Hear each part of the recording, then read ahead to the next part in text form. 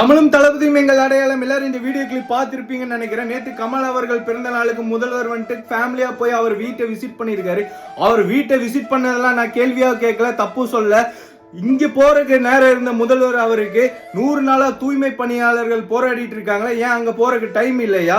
100 நாளுக்கு மேல போராடிட்டு இருக்காங்களா, அவங்க கூப்பிட்டு பேசணுன்ற ஒரு யோசனை வரலையா முதல்வர் அவருக்கு? ஸோ 100 நாளா ஏன் தூய்மை பணியாளர்கள் போராடுறாங்கன்னே நிறைய பேருக்கு தெரியல. அதை இந்த வீடியோவில் நான் பதிவு பண்ணணும்னு நினைக்கிறேன்.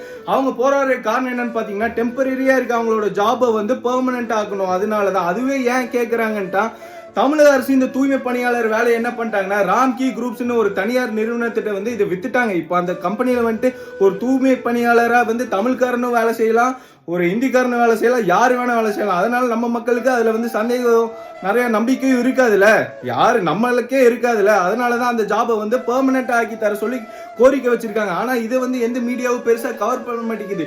100 நாளைக்கு மேல போராடிட்டு இருக்காங்க மக்கள். முதல்வர் அதை கண்டுக்காம கூலி, பைசன் அந்த மாதிரி படத்துல போய் ரிவ்யூ பண்றாரு. 100 நாள் படத்தை ஓட்டின கமல்ஹாசன் வீட்டுக்கு போறாரு. என்னமோ நடக்குது, எந்த பயனும் இல்ல. லாஸ்டா ஒண்ணு பதிவு பண்ணிக்கிறேன். விரைவில் இந்த மக்களாட்சி அமையும், உங்கள் மன்னராட்சி ஒளியும். நன்றி.